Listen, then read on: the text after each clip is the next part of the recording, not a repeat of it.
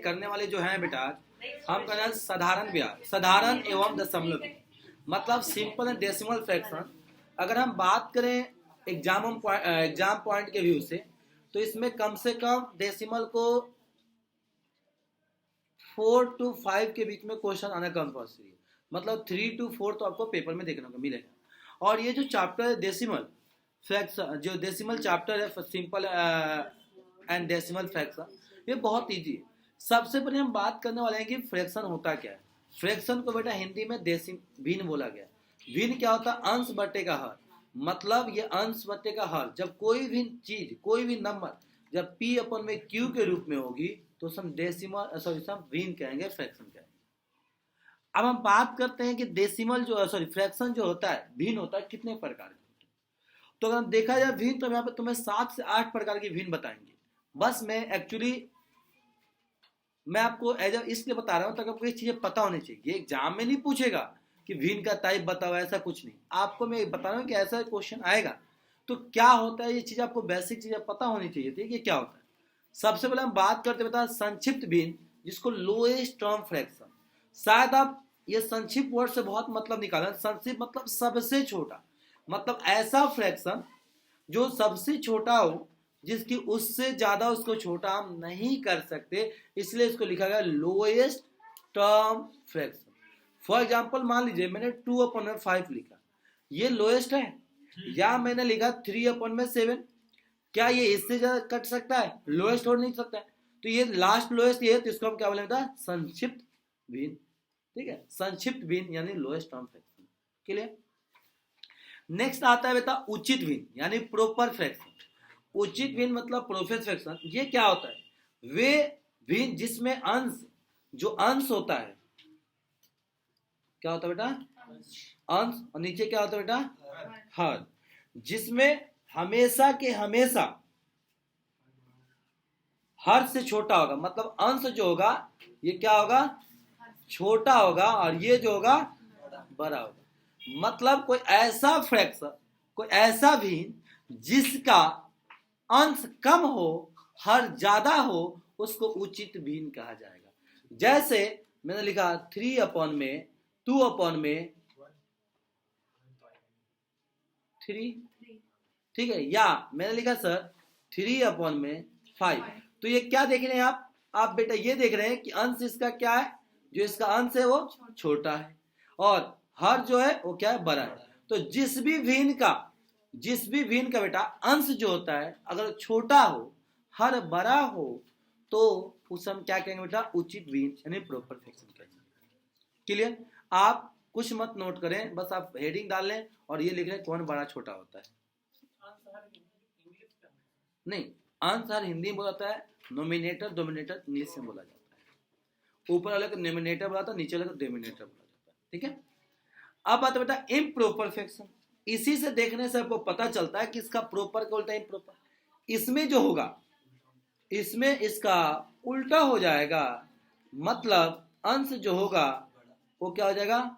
बड़ा हो जाएगा, हर जो होगा वो छोटा हो जाएगा।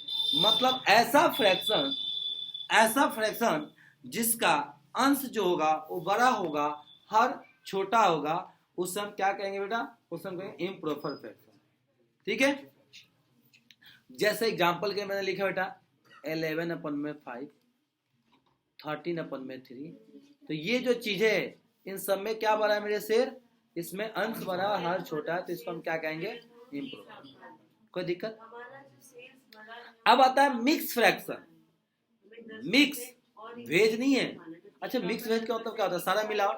तो जब ये मिक्स फ्रैक्शन की बात आती है तो मिक्स फ्रैक्शन होता क्या है? तो सबसे पहले देखिए, मैंने आपको बताया कि मान लीजिए मैं लिखा 11/5। ठीक है, अगर मैं डिवाइड करूंगा तो क्या लिखें? 11/5, 5 दूना के 10, एक आया बेटा। इसको क्या बोलते हैं हम? शेषफल। इसको बोलते हैं हम भागफल। इसको बोलते हैं हम भाज्य। इसको होता है भाजक।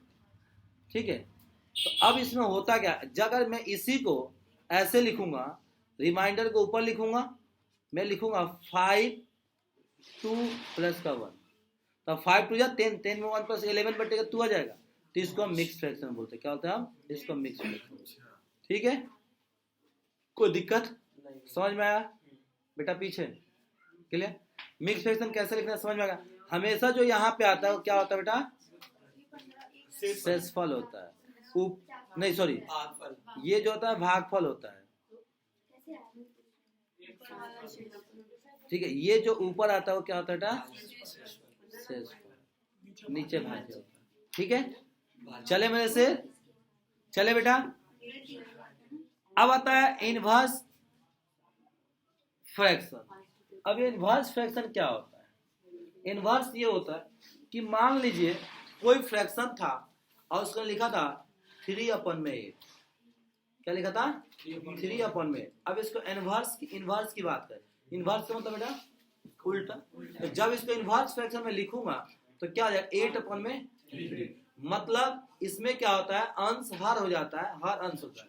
मतलब जब किसी भी फ्रैक्शन को, जब किसी भी भिन्न को मैं अगर जब किसी भिन्न है, जब किसी फ्रैक्शन को मैं उल्टा लिख दूंगा तो हम क्या पाएंगे? व्युत्क्रम भिन्न, यानी इनवर्स फ्रैक्शन। चले, अब आता है कॉन्टिन्यूअस फ्रैक्शन। ये ध्यान रखना बेटा, ये थोड़ा सा कॉन्टिन्यूअस वाला थोड़ा सा दिक्कत करेंगे क्योंकि पेपर में भी आएगा। और कॉन्टिन्यूअस में क्या होता है आप देखिएगा, मैं यहां समझाने की आपको कोशिश करूंगा। कॉन्टिन्यूअस में क्या होता है कि मान लीजिए मैंने लिखा 2 + 2/1, ठीक है, 4 प्लस नीचे जगह 1 + 5/6। तो आप देख रहे हैं इसमें क्या है सर कि इसमें फ्रैक्शन के नीचे फ्रैक्शन है, तो ये क्या बोलेंगे हम? इसको कॉन्टिन्यूअस फ्रैक्शन बोलेंगे। चले सर आगे, इसको सॉल्व करना सिखाऊंगा मैं।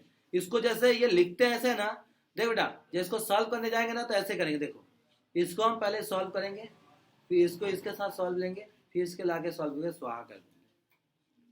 ठीक है, तो इसको बोलेंगे बताओ कॉन्टिन्यूअस फ्रैक्शन। और पेपर में जो आएगा बेटा यहीं से आता है, आपको पता हो तो। और बच्चे देखते हैं, अरे बाप रे बाप, ऐसे कैसे होगा? कुछ नहीं करना, 6 × 6 6 5 5 11, 11/6, फिर इनवर्स मार दीजिए, 6 ऊपर का नीचे 11 आ जाएगा, 6 6 को 24, 24 से 25 ले लिया, फिर इसको उल्टा मारिए, सीधा करके कर दीजिए सॉल्व। पहले एक उल्टा मारो फिर वो खुद सीधा हो जाएगा, फिर उसको एक सीधा मारो फिर उल्टा हो जाएगा, ऐसे करना है। अब आता है बेटा कंपाउंड फ्रैक्शन। कंपाउंड को संयुक्त बोला गया है, मतलब ऐसा फ्रैक्शन जो कि मान लीजिए सर, यहां देखिएगा मैंने लिखा आपको फ्रैक्शन में कि 1/7/9। तो जब इसमें क्या है, दो फ्रैक्शनों को मैंने जोड़ रखा है ना सर, तो इसको क्या बोलेंगे हम? कंपाउंड। ये लाइक और अनलाइक, लाइक और अनलाइक। ठीक है, लाइक फ्रैक्शन क्या होता है? लाइक फ्रैक्शन वे होते हैं जिसके हर, देखिए लाइक वो होते हैं जिसके हर समान हो, वो फ्रैक्शन जिसके हर समान हो। जैसे बेटा 2/17, 3/17, 17, 4/17, 8/17, ऐसी कोई फ्रैक्शन जिसकी हर जो होता है वो समान हो, वो सब लाइक फ्रैक्शन बोलेंगे। क्या बोलेंगे? लाइक। और इसी का उल्टा हो जाएगा बेटा अनलाइक। अनलाइक ये होता है जिसकी हर समान ना हो, उसे क्या कहेंगे हम? अनलाइक कहेंगे। उसे क्या कहेंगे हम? अनलाइक। कोई दिक्कत? हाँ बेटा, अनलाइक के मतलब तो असमान,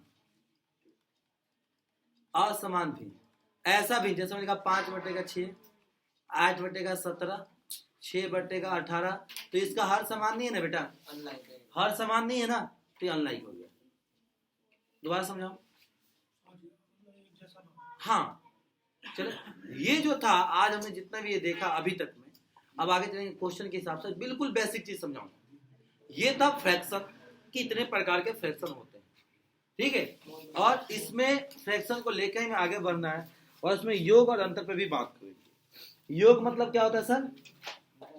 जोड़। और अंतर मतलब क्या होता है सर? क्या बोला अभी बार बोला?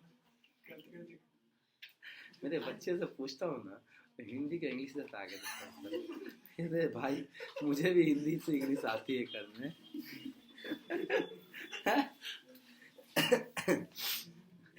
आज चलिए कोई नहीं, तो बिल्कुल बेसिक है, तो चलते हैं, थोड़ा सा गाड़ी आगे बढ़ाने की कोशिश करते हैं। निशा मैम, अब मैं आपको कुछ दशमलव में लिख रहा हूँ, उसको साधारण भिन्न बदलिए। इस चैप्टर का नाम है साधारण एवं दशमलव भिन्न। लिखा तो था sir, simple and decimal fraction, simple.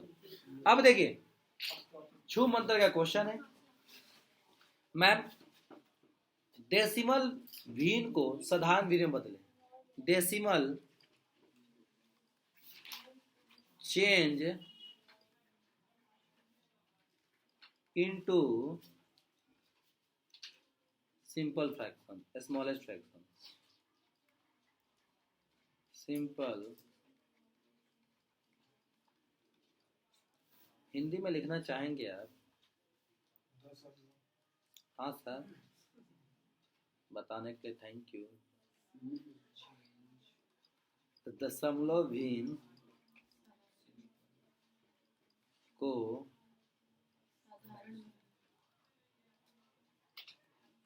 साधारण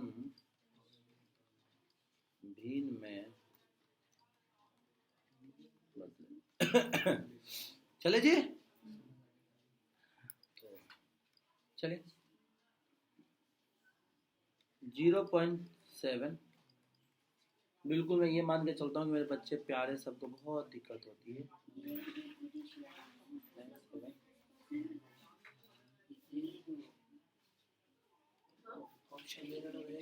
ये सर क्वेश्चन है, इसमें क्यों अभी देखो कंसेप्ट में ऑप्शन मत मांगो ना। साधारण लिखा, चिपक गया ना वो चिपक गया सर। इसने भी गलत ही लिखा, ऐसे ना नहीं आता, ये लिखा रहता है सारे वो वाली छोड़ना, कोई सी नहीं आती साधारण लिखा।